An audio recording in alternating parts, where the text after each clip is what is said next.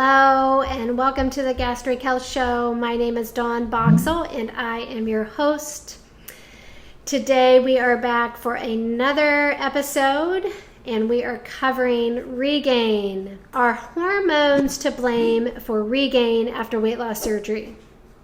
So this is something that maybe is not talked a lot about, but there are some things that need to be thought about when it comes to hormones. But as the research has kind of evolved, it really does show evidence of other areas that you do have to be aware of and stay on top of. And just, know that is being evaluated. If you've ever been on our website, which is wlsguthealth.com, you have probably read a lot of information about how weight loss after weight loss surgery isn't just about the size of your pouch or just focusing on calories, eating less calories and exercising more. And we're not a pusher or believer of that. Today we're going to cover those hormones and go into a little bit deeper detail on these.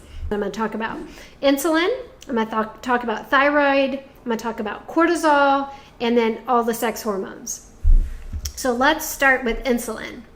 And insulin is something that most typically may or may not really be evaluated by your family doctor. But this also can help you understand what's happening with your foods and your food choices and what's happening with why you're gaining weight or you're not able to lose weight, or we'll call it weight loss resistance. The ideal reference range or the ideal range for insulin is 2 to 5. If it's above that, then your body is starting to store more fat.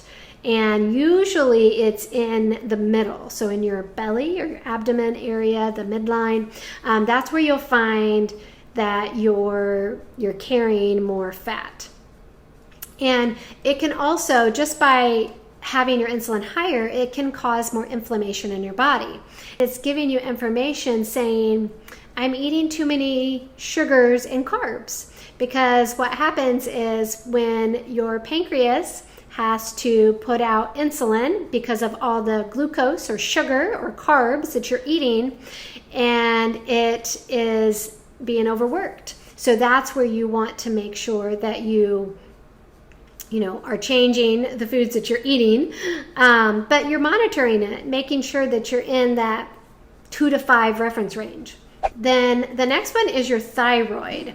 So this, I will say, is very interesting. I see a lot of weight loss surgery patients that come back very symptomatic for this. So I would say that's the most important thing. If you're having issues with weight gain, but then you're also, you're having hair loss, you're constipated, you're tired all the time, your nails are really brittle and soft. Thing that can impact your thyroid is heavy metals. So having excess heavy metals in your body can prevent you from having the thyroid level where it should be. And the other thing is nutrient deficiency. So you got to think of vitamin D, selenium, zinc, iodine, and the omega-3 fatty acids. All those can, if they're deficient, can cause problems with your thyroid. There is some evidence, quite a bit of it, the gluten interferes with your body's ability to process the thyroid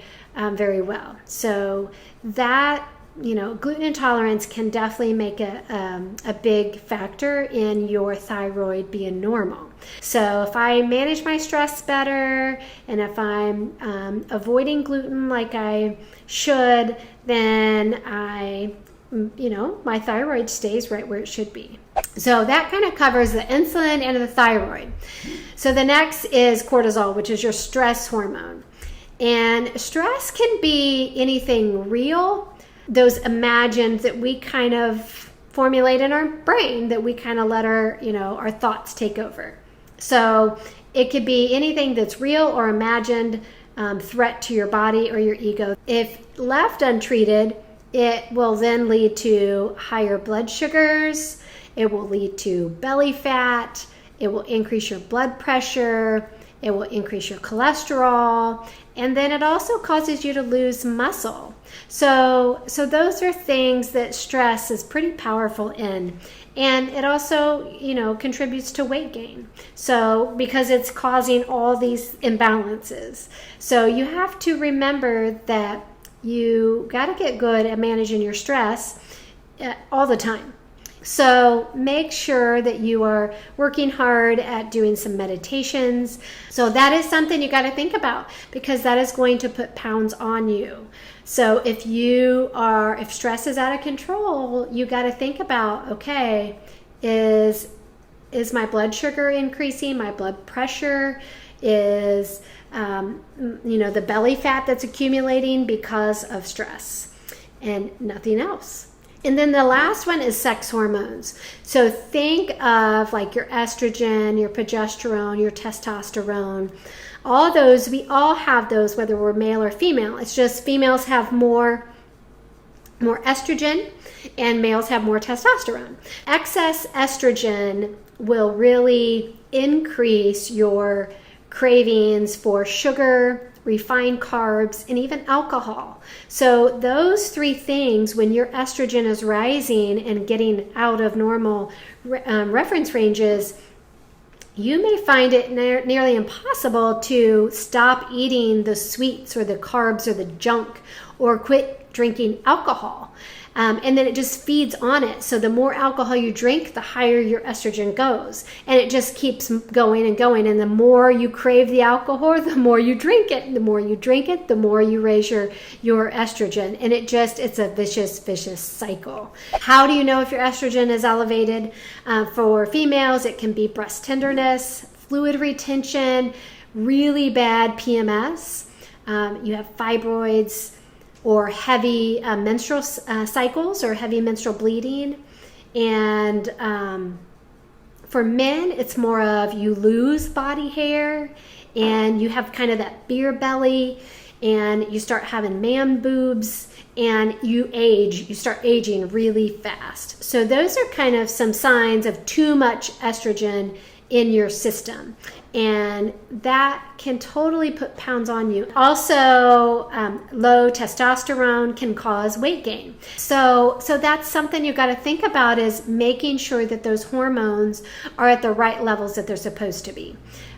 So definitely getting with a healthcare practitioner that will listen to you, listen to your symptoms, and do the right testing will help you really, kind of evaluate where you're at your baseline with where you're struggling. Gut imbalances, that can totally mess up your sex hormones, and you can, have gut imbalances, and those alone, certain bacteria in your gut will actually increase the quickness of absorption of estrogen.